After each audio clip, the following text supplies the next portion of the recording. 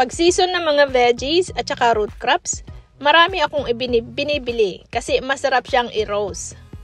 So, kaya ayan, magro-roast tayo. Samahan ninyo ako mag-roast. So, meron tayong sweet potato. Ang sweet potato, malakas yan sa potassium. Kaya, maganda yan sa may mga high blood pressure.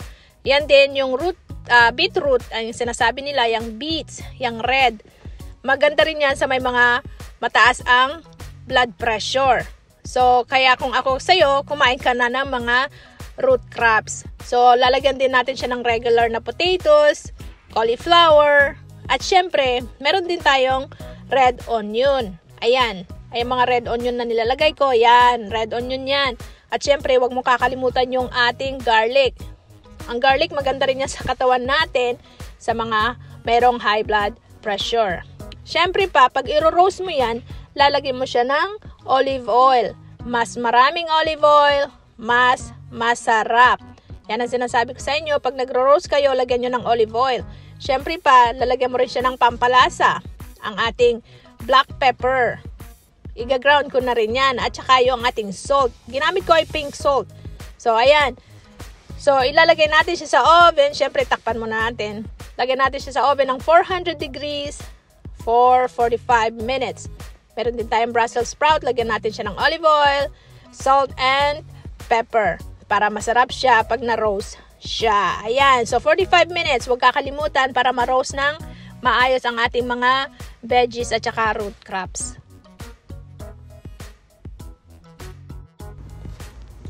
At ito naman yung ating mga scraps. Siyempre, huwag mong kakalimutan na ilagay yan sa iyong garden. Kasi yan ang nagbibigay ng nutrients sa iyong mga halaman, sa mga pananim mo next year. So, ayan, lalagyan natin sa ating garden bed.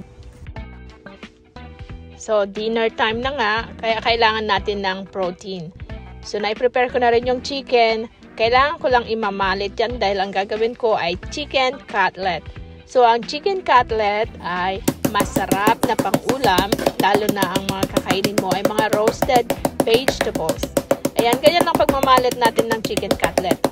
Ano yan? Chicken breast ang ginamit ko. Hinati ko lang siya sa dalawa para maging manipis siya. Tapos, imalit nyo lang siya.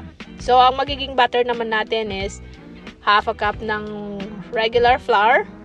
Lagyan natin ng milk at saka egg. So, tapos, lagyan din natin siya ng seasoning like yung black pepper at saka salt.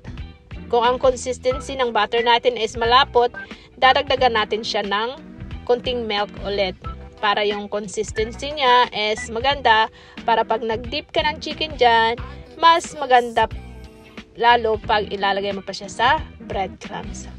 Ayan ang breadcrumbs natin.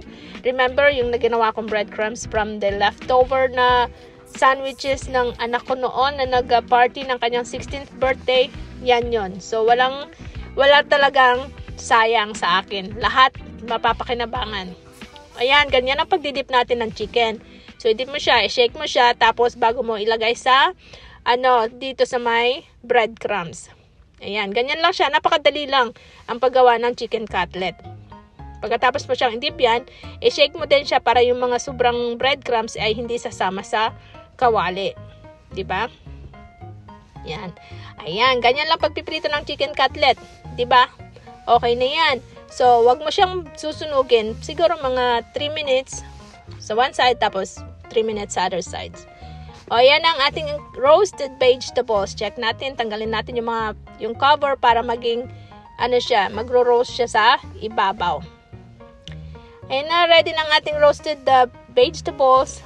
So, yummy, masarap-sarap yan, lalo na at may halong chicken cutlet.